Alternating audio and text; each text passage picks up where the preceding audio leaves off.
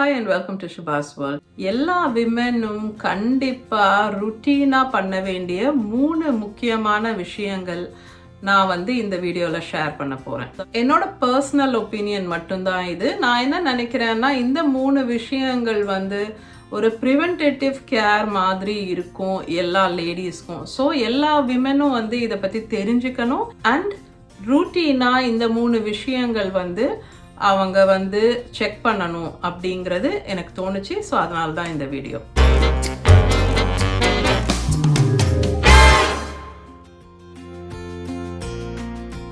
வீடியோட டீட்டெயில்ஸ்க்கு போகிறதுக்கு முன்னாடி ஷவுட் அவுட் டைம்.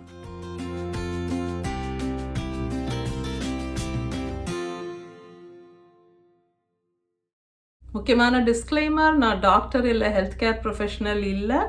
இந்த வீடியோவில் நான் ஷேர் பண்ணுற விஷயங்கள் எல்லாமே நான் என்னோட ப்ரெக்னென்சி டைமில் அண்ட் அதுக்கு அப்புறமா விமென்ஸ் ஹெல்த் சம்மந்தமாக படித்து தெரிஞ்சுக்கிட்ட விஷயங்கள். மோஸ்ட் இம்பார்ட்டண்ட்டாக எல்லா லேடிஸும் பண்ணக்கூடிய ஒரு விஷயம், பண்ண வேண்டிய ஒரு விஷயம் என்ன அப்படின்னா, அவங்களோட சைக்கிள்ஸை ட்ராக் பண்ணுறது. அப்படின்னா என்ன அர்த்தம் அப்படின்னா, உங்களோட மந்த்லி பீரியட் சைக்கிள் இருக்கு இல்லையா, மென்ஸ்ட்ருவேஷன் சைக்கிள், இதை ட்ராக் பண்ணுறதுன்னு சொல்லும்போது அதுக்கு என்ன அர்த்தம் அப்படின்னா, ரொம்ப சிம்பிள். கேலண்டரில் நீங்கள் உங்களோட பீரியடை மார்க் பண்ணி வைக்கிறது. அது மட்டும் இல்லை, உங்களோட பீரியட் எப்படி இருந்தது, எவ்வளோ நாளைக்கு இருந்தது, ஹெவியராக இருந்ததா, லைட்டராக இருக்கா, அதோட பேட்டர்ன் என்ன அப்படிங்கிறதும் முடிஞ்சால் நீங்கள் நோட் பண்ணி வைக்கலாம். சில பேருக்கு பீரியட்க்கு முன்னாடி ஸ்பாட்டிங் இருக்கும், இல்லை பீரியட்க்கு அப்புறம் ஸ்பாட்டிங் இருக்கும். ஸோ நீங்கள் உங்களோட பர்டிகுலர் பீரியட் எத்தனை நாளைக்கு, என்ன மாதிரி ஃப்ளோ, என்ன மாதிரி பேட்டர்ன் அப்படிங்கிறத நீங்கள் நோட் பண்ணி வைக்கலாம். பேசிக்காக இந்த டீட்டெயில்ஸ் எல்லாம் நோட் பண்ணி வைக்கிறது தான் ட்ராக்கிங் யுவர் சைக்கிள் அப்படின்னு சொல்கிறாங்க. இது எதுக்கு ரொம்ப முக்கியம்னா, அப்போதான் உங்களுக்கு உங்களோட நார்மல் சைக்கிள் என்ன அப்படிங்கிறது புரியும். ஸோ அப்போதான் உங்களோட சைக்கிள் அப்படிங்கிறது ஒரு நார்மல் பீரியடா, ஒரு ரெகுலர் பீரியடா, இல்லை உங்கள் சைக்கிள் அப்நார்மலாக இருக்கா, அதை செக் பண்ணிக்கணுமா அப்படிங்கிற ஐடியாவே உங்களுக்கு வரும். ஸோ முதல்ல ஒரு நார்மல் பீரியட்னா என்ன, ஒரு நார்மல் மென்ஸ்ட்ருவல் சைக்கிள் அப்படிங்கிறது எப்படி இருக்கணும் அப்படிங்கிறது நீங்கள் தெரிஞ்சுக்கணும். அண்ட் அதுக்கப்புறமா நீங்கள் உங்கள் சைக்கிள்ஸை ட்ராக் பண்ணிட்டு வரும்போது உங்கள் உடம்புக்கு என்ன நார்மல் அப்படின்னு உங்களுக்கு ஒரு ஐடியா கிடைக்கும். அதுக்கப்புறம் ஒரு நார்மல் சைக்கிள்க்கும் உங்கள் சைக்கிள்க்கும் நிறைய டிஃப்ரென்சஸ் இருக்குது, நிறைய விஷயங்கள் வித்தியாசப்படுது. அப்படின்னா நீங்கள் ஒரு கைனகாலஜிஸ்ட்டை கன்சல்ட் பண்ணி ஏதாவது செக்கப்ஸ் தேவையா, ஏதாவது அப்நார்மாலிட்டி இருக்க வாய்ப்பு இருக்கா அப்படிங்கிற கன்சர்னை நீங்கள் அட்ரஸ் பண்ணிக்க முடியும். ஸ்ட்ரெஸ்னால, லைஃப் ஸ்டைல்னால, அந்த மாதிரி ஏதாவது ஒரு காரணங்களால் உங்களுக்கு நாளடைவில் உங்கள் உடம்புல ஏதாவது ஒரு ப்ராப்ளம் வந்ததுன்னா அப்போ உங்களுக்கு தெரிஞ்சிடும் இது நம்ம யூஷுவல் சைக்கிள் மாதிரி இல்லை, நம்மளோட ரெகுலர் பேட்டர்னில் இல்லை அப்படின்னு. அண்ட் உடனே நீங்கள் அதை செக் பண்ணிக்கிட்டு ட்ரீட் பண்ணிக்கலாம். எப்போ உங்களுக்கு ஏதோ மாற்றங்கள் இருக்குது அப்படின்னு தெரியும், எப்போ உங்களுக்கு உங்கள் ஒரிஜினல் சைக்கிள் என்ன, உங்களோட நார்மல் சைக்கிள், உங்களோட பேட்டர்ன் அப்படிங்கிறது என்னன்னு தெரிஞ்சால் மட்டும்தான் நீங்கள் உங்கள் பீரியட் சைக்கிளில் மாற்றங்கள் வரும்போதோ, உங்கள் பீரியடில் ஏதாவது இஷ்யூஸ் வரும்போதோ அதை நீங்கள் உணர்வீங்க. அண்ட் அப்போ தான் நீங்கள் உடனே டாக்டரை போய் பார்த்து அதை அட்ரஸ் பண்ணுவீங்க.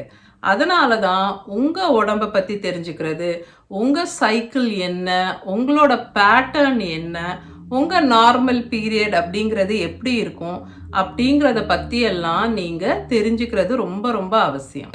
அடுத்து முக்கியமான ஒரு விஷயம் எல்லா விமெனும் பண்ண வேண்டியது breast self examination. Breast self examination அப்படிங்கிறது என்னன்னா, நீங்களே வீட்டில் உங்களோட பிரெஸ்ட்ஸை எக்ஸாமின் பண்ணுறது. எகெயின் இந்த பீரியட் மாதிரி தான். உங்களோட நார்மல் என்ன, உங்களோட நார்மல் பிரெஸ்ட்ஸ் எப்படி இருக்குது, எப்படி ஃபீல் ஆகுது, என்ன மாதிரி ஷேப் அண்ட் சைஸில் இருக்குது, என்ன மாதிரி ஒரு டெக்ஸ்சரில் இருக்குது அப்படிங்கிறத ஃபீல் பண்ணி உங்கள் நார்மல் என்னன்னு ஃபஸ்ட்டு தெரிஞ்சுக்கிறது. அண்ட் ரூட்டீனாக இந்த பிரெஸ்ட் செல்ஃப் எக்ஸாமினேஷன் பண்ணும்போது உங்களுக்கு ஏதாவது சேஞ்சஸ் பிரெஸ்ட்டில் வந்ததுன்னா அப்போ நீங்கள் உடனே கண்டுபிடிச்சிடுவீங்க அண்ட் அதை உடனே அட்ரஸ் பண்ணுவீங்க. பிரெஸ்ட்டில் சேஞ்சஸ் எப்போ வரும்? அஃப்கோர்ஸ் அது ப்ரெக்னென்சியில் வரும். பட் அது தாண்டி ப்ரெக்னென்சி அண்ட் பிரெஸ்ட் ஃபீடிங் தவிர மற்றபடி உங்களுக்கு பிரெஸ்ட்டில் ஏதாவது சேஞ்சஸ் நீங்கள் நோட்டீஸ் பண்ணீங்கன்னா அது breast lump or breast cysts or breast கேன்சராக இருக்கிறதுக்கு வாய்ப்பு இருக்குது. ஸோ நீங்கள் ஏதாவது ஒரு சேஞ்சஸ் நோட்டீஸ் பண்ணும்போது நீங்கள் உடனே டாக்டரை பார்த்து அதை அட்ரஸ் பண்ணுறது ரொம்ப முக்கியமான ஒரு விஷயம். இந்த பிரெஸ்ட் செல்ஃப் எக்ஸாமினேஷன் பிரெஸ்ட் கேன்சரை ரொம்ப ஏர்லியாக டிடெக்ட் பண்ணுறதுக்கும் ஃபைண்ட் பண்ணுறதுக்கும் ஹெல்ப் பண்ணுது. கிட்டத்தட்ட 40% ஆஃப் பிரெஸ்ட் கேன்சர் கேசஸ் அவங்களே அவங்க பிரெஸ்ட்டில் ஒரு லம்ப் ஃபீல் பண்ணாங்க அப்படின்னு சொல்லி டாக்டரை பார்க்க வரும்போது அவங்களுக்கு பிரெஸ்ட் கேன்சர் இருக்குது அப்படின்னு தெரிஞ்சுக்கிட்டது தான். இது நான் சொல்லும்போது உடனே நீங்கள் பயப்பட வேண்டிய அவசியம் கிடையாது. 10 பேரில் 8 பேர், அதாவது 100ல் 80 பேருக்கு பிரெஸ்ட்ஸில் லம்ப் ஆர் சிஸ்ட் ஆர் ஏதாவது கட்டி மாதிரி இருக்க மாதிரி இருந்ததுன்னா அது நான் கேன்சரஸாக தான் இருக்குது. ஸோ வெறும் 100ல் 20 பேருக்கு தான் அது ஒரு கேன்சராக இருக்கிறதுக்கு வாய்ப்பு இருக்குது. அதனால் இன்கேஸ் நீங்கள் பிரெஸ்ட் செல்ஃப் எக்ஸாம் பண்ணும்போது ஏதாவது ஒரு லம்ப் மாதிரி ஃபீல் பண்ணுறீங்க, ஒரு சின்ன கட்டி மாதிரியோ ஒரு நாட் மாதிரி ஒரு முடிச்சு இருக்கிற மாதிரி அந்த மாதிரி ஒரு ஃபீலிங் உங்களுக்கு வருதுன்னா உடனே நீங்கள் பதற வேண்டிய அவசியம் கிடையாது. ஆனால் நீங்கள் கண்டிப்பாக டாக்டரை உடனே கன்சல்ட் பண்ணணும் அப்படின்னு புரிஞ்சுக்கோங்க. ரொம்ப முக்கியமான விஷயம் சொல்ல வேண்டியது என்னன்னா, இந்த பிரெஸ்ட் செல்ஃப் எக்ஸாம் அப்படிங்கிறது உங்களோட ரூட்டீன் கிளினிக்கல் பிரெஸ்ட் எக்ஸாம்க்கோ இல்லை மேமோகிராம்க்கோ ஈடு ஆகாது. ஸோ ரூட்டீனாக டாக்டர் கிட்ட ஃபிசிக்கல் செக்கப்புக்கு போகும்போது டாக்டர் கிளினிக்கில் உங்கள் பிரெஸ்ட் எக்ஸாமினேஷன் பண்ணுறதோ இல்லை ஸ்கெடியூல்டு மேமோகிராம் இந்த ஏஜில் நீங்கள் மேமோகிராம் பண்ணிக்கணும், இத்தனை வருஷத்துக்கு ஒரு முறை பண்ணிக்கணும்னு இருக்குது. அந்த மேமோகிராம் டெஸ்ட்டை இந்த ஹோமில் இந்த மாதிரி நீங்கள் வீட்டில் பண்ணக்கூடிய பிரெஸ்ட் செல்ஃப் எக்ஸாமினேஷன் ரீப்ளேஸ் பண்ணுறது கிடையாது. இந்த மாதிரி ஸ்கெடியூல்டு மேமோகிராம்ஸ்க்கோ பிரெஸ்ட் எக்ஸாம்ஸ்க்கோ நடுவில் நீங்கள் வீட்டில் நீங்களே மந்த்லி பண்ணக்கூடிய பிரெஸ்ட் செல்ஃப் எக்ஸாமினேஷன் தான் இது. ஸோ இது ஒரு ப்ரிவென்டேட்டிவ் கேர் மாதிரி எல்லாருமே பண்ணிக்கலாம். இந்த பிரெஸ்ட் செல்ஃப் எக்ஸாமினேஷன் யார் எப்போ பண்ணணும்? மென்ஸ்ட்ருவேட்டிங் விமன், அதாவது உங்களுக்கு பீரியட்ஸ் இருக்கு அந்த மாதிரி ஒரு ஸ்டேஜில் நீங்கள் இருக்கீங்கன்னா நீங்கள் உங்கள் பீரியட் முடிஞ்சு ஒரு ஃபியூ டேஸில் பீரியட் முடிஞ்சு ஒரு 2-3 நாள் கழித்து நீங்கள் உங்களோட பிரெஸ்ட் செல்ஃப் எக்ஸாம் பண்ணலாம். இன்கேஸ் நீங்கள் மெனோபாசல் உமன், ஸோ உங்களுக்கு பீரியட்லாம் ஸ்டாப் ஆகிடுச்சு, நீங்கள் மெனோபாஸ் ஆன ஒரு லேடி அப்படின்னா நீங்கள் ஒன்ஸ் எவ்ரி மந்த் ஒரு பர்டிகுலர் டேட் வச்சுக்கலாம், 1ஆம் தேதி 10ஆம் தேதி அந்த மாதிரி. ஸோ ஒன்ஸ் எவ்ரி மந்த் அதே டைமுக்கு நீங்கள் உங்கள் பிரெஸ்ட் செல்ஃப் எக்ஸாம் பண்ணலாம். இந்த பிரெஸ்ட் செல்ஃப் எக்ஸாமினேஷன் எப்படி பண்ணணும்? 3 விதமாக பண்ணணும். ஃபர்ஸ்ட் ஒன் நீங்கள் ஷவரில் இருக்கும்போது நீங்கள் உங்களோட ஃபஸ்ட்டு 3 ஃபிங்கர்ஸ் யூஸ் பண்ணி உங்களோட பிரெஸ்ட்டை ஃபுல்லாக ஃபர்ம் பட் ஜென்டில் மோஷனில் ஃபீல் பண்ணி பார்க்குறது உங்களோட பிரெஸ்ட் டிஷ்யூவை ஃபுல்லாக. அதுக்கப்புறம் ஆர்ம்பிட்ஸ், ஸோ உங்களோட பிரெஸ்டில் இருந்து உங்களோட ஆர்ம்பிட் இருக்குல்ல அது வரைக்குமான டிஷ்யூஸையும் நீங்கள் ஃபர்மாக அந்த 3 விரல்களால் ஃபீல் பண்ணி பார்க்குறது. இதுதான் ஃபர்ஸ்ட் மெத்தட். செகண்ட் டைப் என்னன்னா, நீங்கள் படுத்துட்டு இருக்கும்போது அப்போ உங்களோட பிரெஸ்ட் டிஷ்யூஸ் இன்னும் ஃப்ளாட்டராக ஸ்ப்ரெட் அவுட்டாக இருக்க மாதிரி இருக்கும். ஸோ படுத்துட்டு இருக்கும்போது தலகாணிக்கு அடியில் ஒரு கையை நீங்கள் இப்படி ஃபோல்ட் பண்ணி வச்சுக்கிட்டு அந்த இன்னொரு கையால் நீங்கள் அந்த மாதிரி அதே மாதிரி 3 விரல்களை யூஸ் பண்ணி அந்த லைட்டாக அந்த சர்க்குலர் மோஷன்ஸில் இந்த மாதிரி கையை ஃபுல் பிரெஸ்ட் டிஷ்யூஸ் இருக்கக்கூடிய ஏரியாலையும் ஆர்ம்பிட்க்கு போகக்கூடிய இந்த ஏரியாஸ்லையும் ஃபீல் பண்ணி பார்க்குறது. எதுவும் லம்ப் மாதிரி இல்லை நாட் மாதிரி, ஸோ ஒரு கட்டி மாதிரியோ இல்லை ஒரு முடிச்சு மாதிரியோ அந்த மாதிரி ஏதாவது ஃபீல் ஆகுதா அப்படின்ட்டு. 3வது மிரருக்கு முன்னாடி நின்று உங்களோட பிரெஸ்ட்ஸோட அப்பியரன்ஸ் எப்படி இருக்குது அப்படின்னு பார்க்குறது. அஃப்கோர்ஸ் உங்களுக்கு தெரிஞ்சிருக்கும், ஆல்ரெடி நீங்கள் கேள்விப்பட்டிருப்பீங்க, நம்மளோட உடம்புல எல்லாமே கொஞ்சம் ஒரு ஏசிமெட்ரி இருக்கும். So left breast and right breast அப்படியே சிமெட்ரிக்கலாக அப்படியே மேட்சிங்காக இருக்கிற மாதிரி இருக்காது, கொஞ்சம் டிஃப்ரெண்ட்டாக இருக்கலாம். பட் உங்களோட நார்மல் பிரெஸ்ட்ஸோட அப்பியரன்ஸ் என்ன அப்படிங்கிறது நீங்கள் பார்த்து அதுக்கு நீங்கள் ஃபெமிலியர் ஆகணும். அண்ட் உங்களுக்கு அந்த லைட்டில் டிஃப்ரெண்ட் லைட்ஸில் நீங்கள் கண்ணாடியில் பார்க்கும்போது உங்களுக்கு ஏதாவது ஒரு சைடில் ஒரு டிம்பிள், ஒரு பள்ளம் மாதிரியோ ஒரு மேடு மாதிரியோ தெரியுதுன்னா அது வந்து நீங்கள் நோட்டீஸ் பண்ணுவீங்க. ஸோ இதுதான் 3வது மெத்தட். ஸோ இந்த 3மே வந்து ஒன்ஸ் எவ்ரி மந்த் பண்ண சொல்கிறாங்க. 3 மெத்தட்ஸுமே சேர்த்தது தான் இந்த breast self examination. Next very important thing எல்லா லேடிஸும் பண்ணிக்க வேண்டியது வந்து பேப் ஸ்மியர் டெஸ்ட். இந்த பேப் ஸ்மியர் டெஸ்ட் வந்து முக்கியமாக எந்த லேடிஸ் பண்ணிக்கணும்னா செக்ஷுவலி ஆக்டிவ் லேடிஸ் கண்டிப்பாக பண்ணிக்கணும். ஒரு 20க்கு மேலே இருக்கும்போது, இல்லை கல்யாணம் ஆனவங்க நீங்கள், இல்லை செக்ஷுவலி ஆக்டிவாக இருக்கிற ஒரு பர்சன் நீங்கள் அப்படின்னா கண்டிப்பாக இந்த பேப் ஸ்மியர் டெஸ்ட் பண்ணிக்கணும்.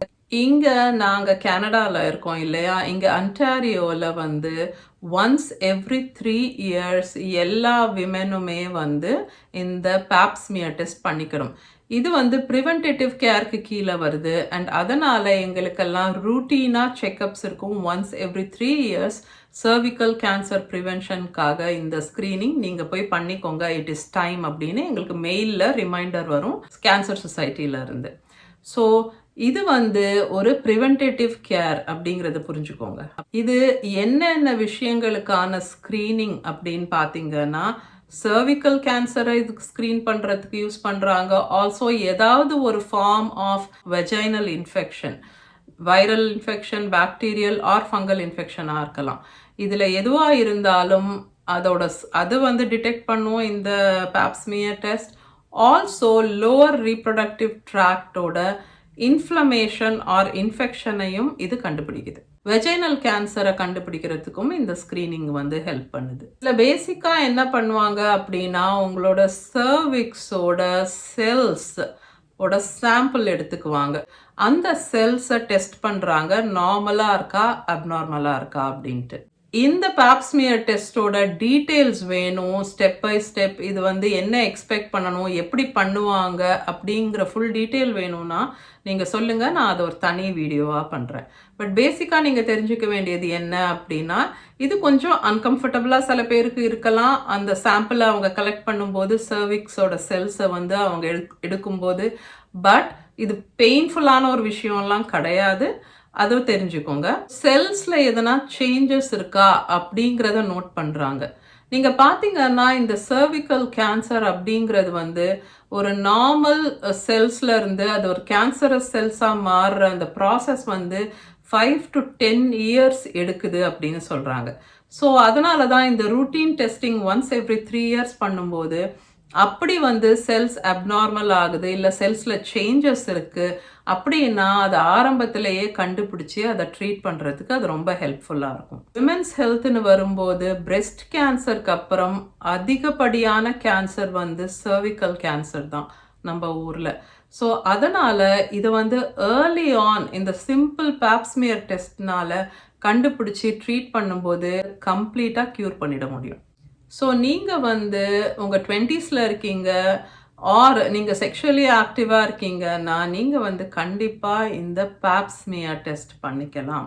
இதோட நம்ம வீடியோவோட எண்டுக்கு வந்துட்டோம். உங்களுக்கு ஏதாவது டவுட்ஸ் ஆர் கொஷின்ஸ் இருந்ததுன்னா கண்டிப்பாக எனக்கு கமெண்ட் பண்ணுங்கள். அண்ட் உங்களுக்கு தனி வீடியோ வேணும் இந்த பேப் ஸ்மியர் டெஸ்ட்டோட டீட்டெயில்ஸ் பற்றி அப்படின்னாலும் எனக்கு கமெண்ட்டில் சொல்லுங்கள். நான் எல்லா கமெண்ட்டுக்கும் ரெஸ்பாண்ட் பண்ணுவேன். உங்கள் எல்லாரையும் நான் இன்னொரு வீடியோவில் மீட் பண்ணுறேன். until then take care.